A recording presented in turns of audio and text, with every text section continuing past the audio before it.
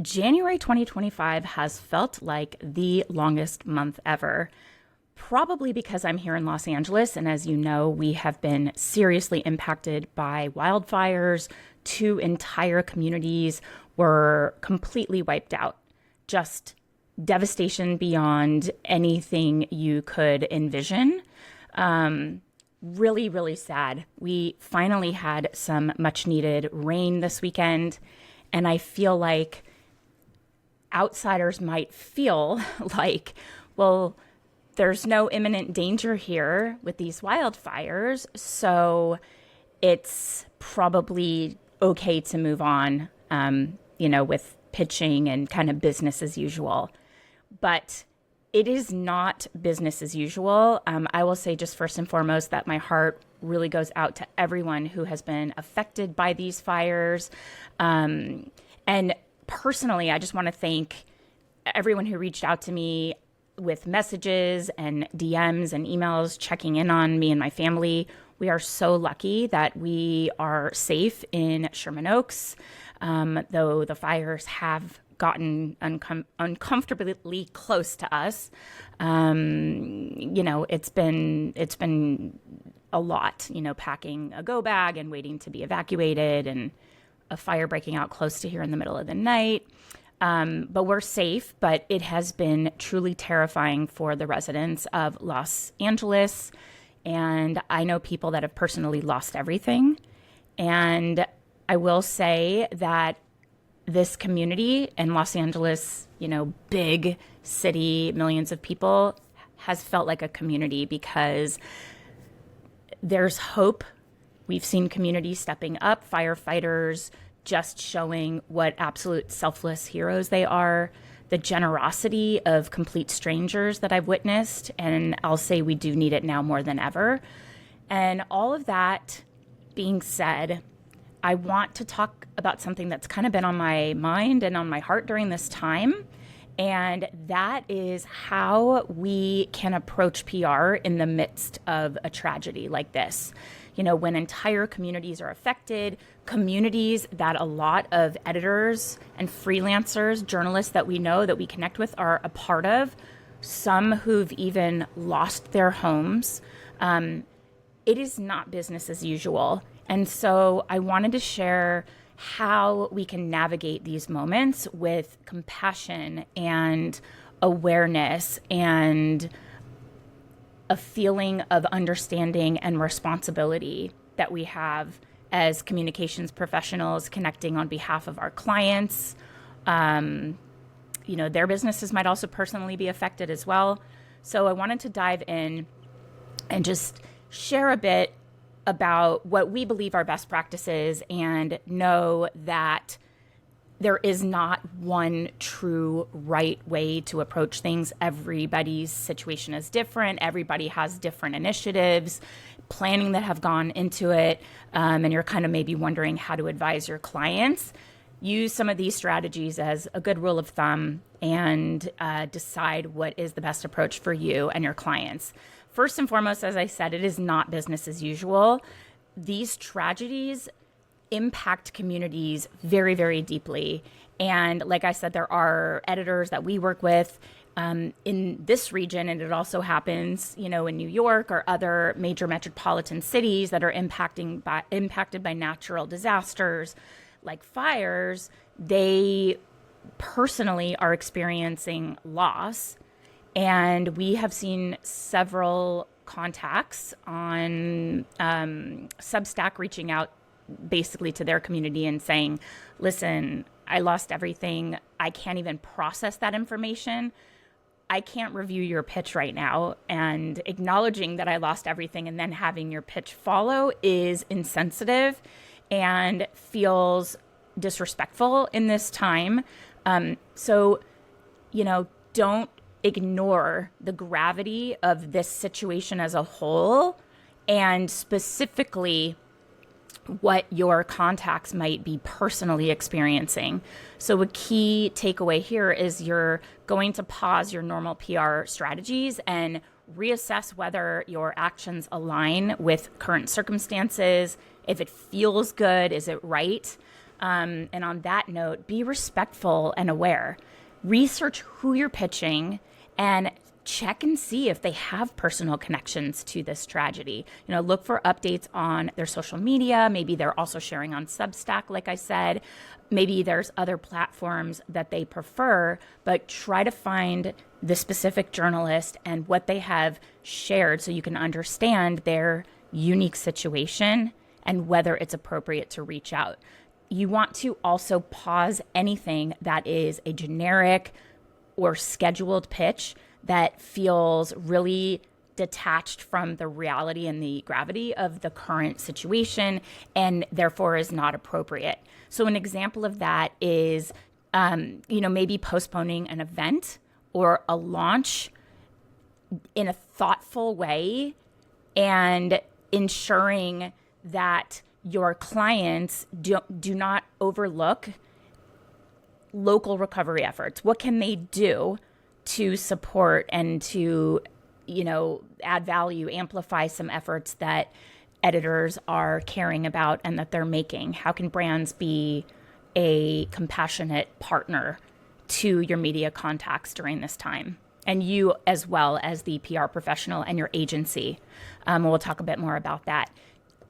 The third tip is, lead with genuine compassion, authentic concern, focus on how you can truly support affected individuals and communities. And like I said, don't kind of sit idle and expect your clients to know what to do.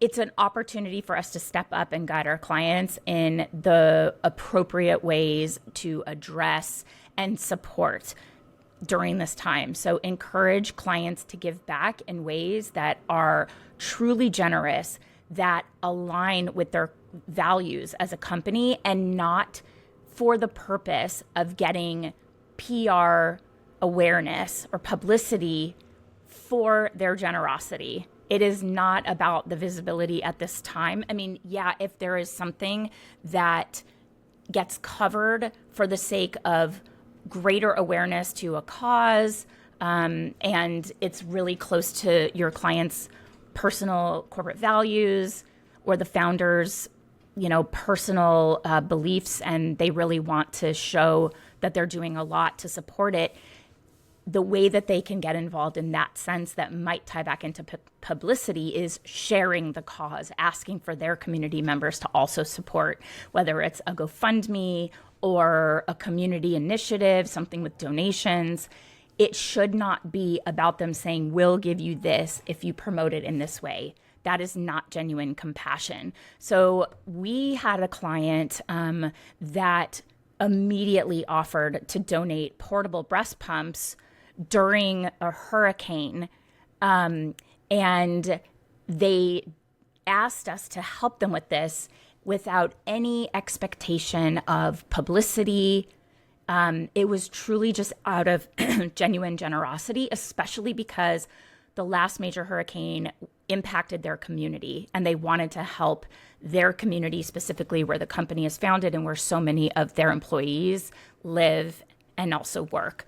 And they immediately offered, we found ways that they could donate portable breast pumps to help women, keep up with breast pumping while they might have been displaced. And there was no tie-in that they requested or pitching it, the way that we pitched it, if you would like to know another way to maybe approach it, is we talked more in the greater sense of preparedness. So many people had to scramble so last minute. They got the evacuation orders and didn't have time to leave with anything other than maybe some documents, a passport, birth certificates, and the clothes on their back.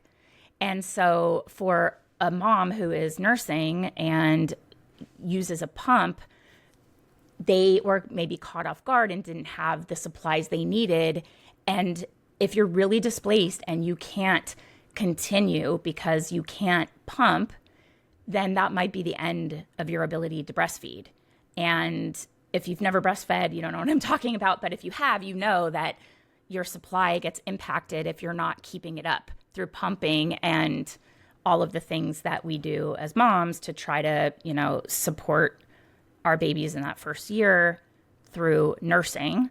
And so this company offered some expert tips to give parents a way to think about how to prepare, things they might not have otherwise thought of.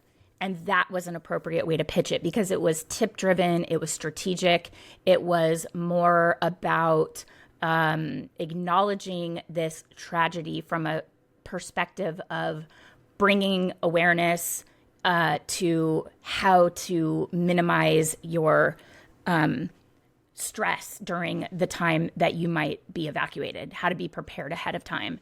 And that was useful.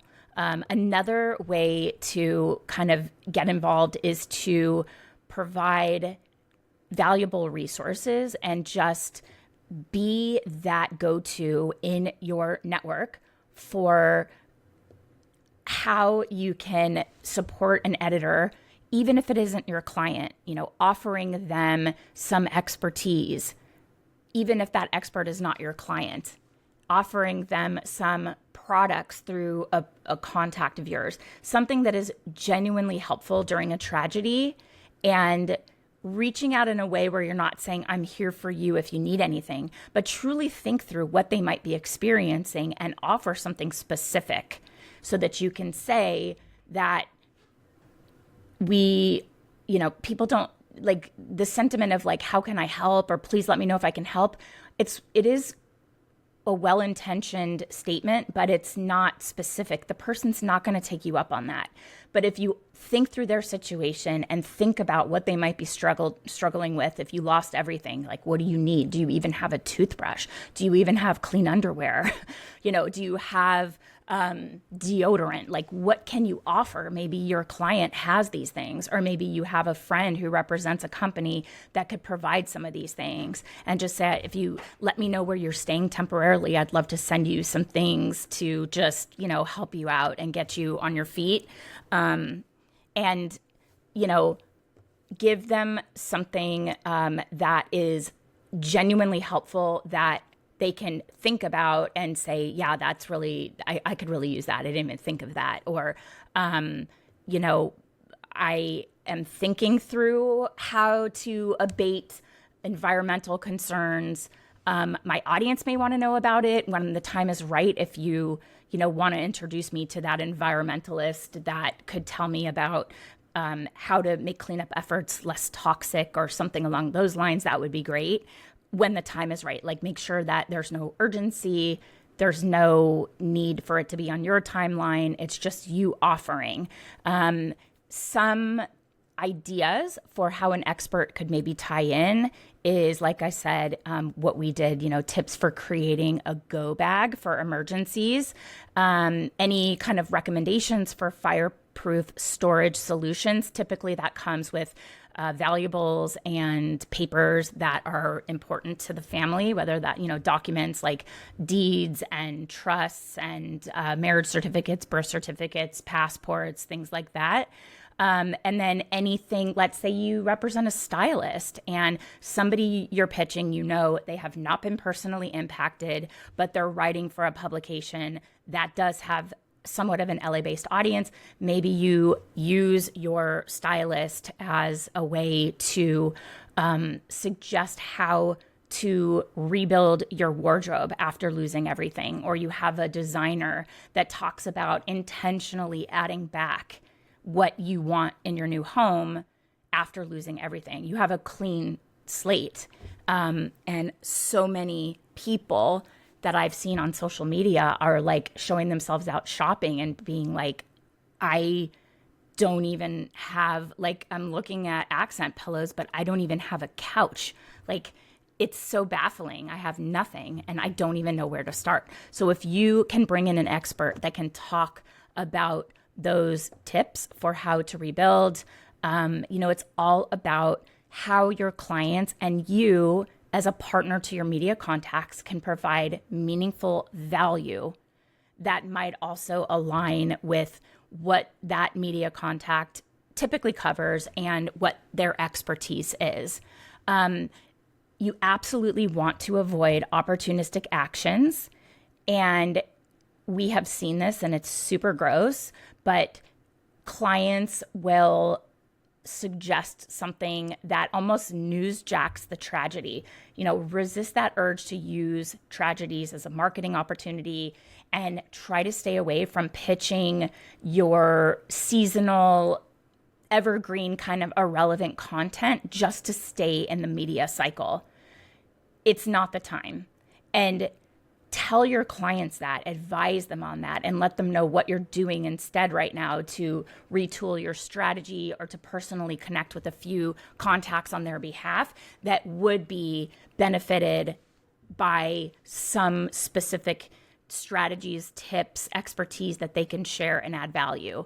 The key takeaway here is focus on what's essential right now and then defer anything that's a non-critical, the timeline doesn't matter so much. Defer that to a more appropriate time so that you can be sensitive to what the media and their readers are going through right now. Another strategy to keep in mind is really thinking through how to communicate thoughtfully. And that could mean that you are coming up with a policy for your team and the members of your team as a whole, and letting them know exactly what the company's approach is going to be. Are you going to be completely pausing outreach during this tragedy? Making sure that the team and you are aligned on the messaging so that things are consistent, that it has sensitivity, awareness to what their approach is so that they're not going rogue and just sending out pitches from your company and being insensitive because they might be sitting in a different state and don't really have that same level of awareness of what the gravity of our situation is here. You can also send out an email on behalf of your agency and let your media contacts know that, out of respect for the current tragedy and what so many members of the community are experiencing, we are going to be pausing any outreach during this time. And you can decide when you'll be resuming. Maybe you put that in the email, but you don't have to. But draft a sincere email explaining how your agency is also supporting those impacted and how campaigns will be adjusted in response to the situation. That could be rescheduling events. It could be helping clients push back a launch until a more positive time. All of the things that you would recommend that your clients do to be aware and sensitive and a partner to your media contacts.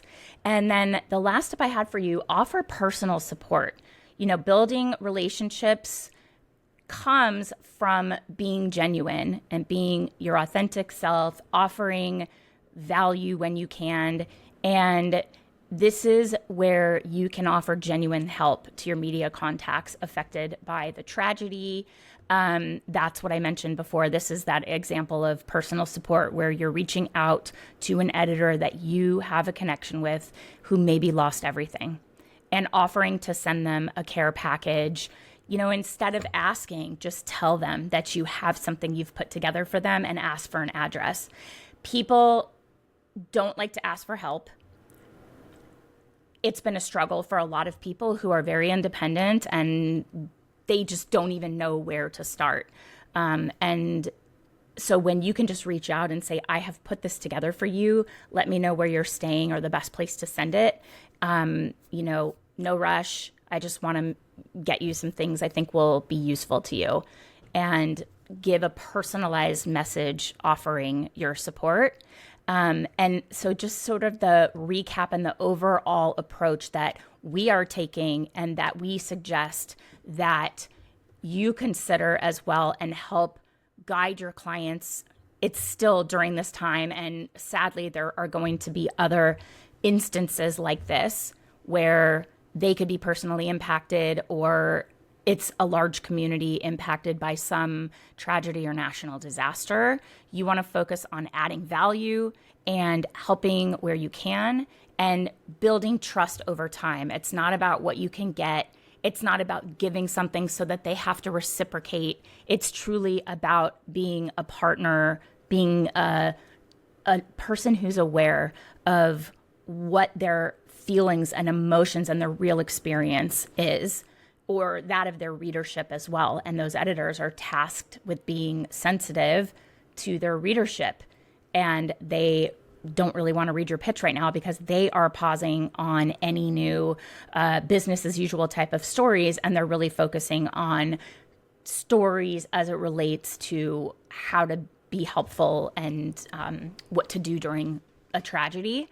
So these quick strategies that I went through for you, I had 3 big ones, but 7 as we break them down. So pause and reassess, and that is review all scheduled pitches, campaigns, any social media posts, and pause them and just wait for a more appropriate time. And then on that note, postpone or adjust any events and launches that you might need to align with the current climate, the current media climate, and what people are experiencing.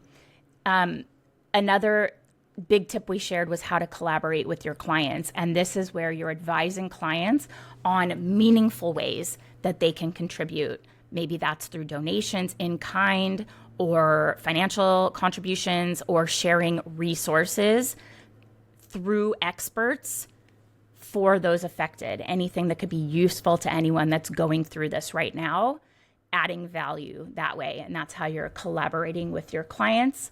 And then the third overall strategy was prioritizing recovery and community. And this is where you're sharing stories and resources that genuinely aid recovery efforts.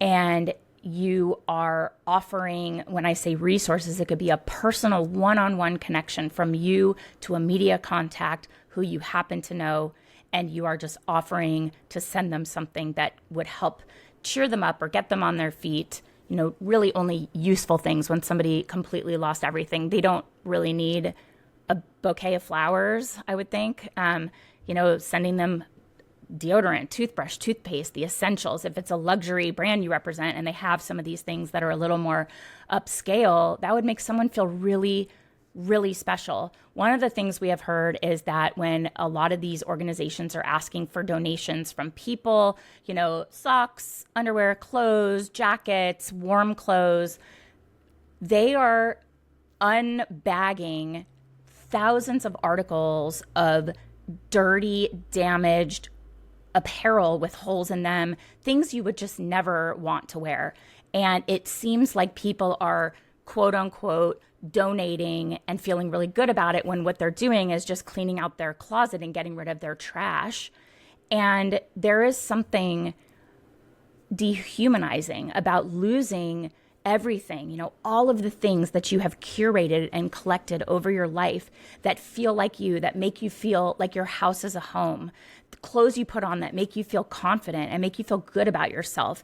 And when you show up to a place where they say, we have things for you, come and get what you need, and you're combing through piles and piles of dirty, damaged, unclean clothes that are clearly people's cast-offs, that doesn't do anything to help, and it further dehumanizes these people who have experienced such tragic circumstances. Think about what you would want. Think about offering something that would make you feel good, that would make you feel like you are supported by your community, and it is lifting you up in a time where you desperately need it.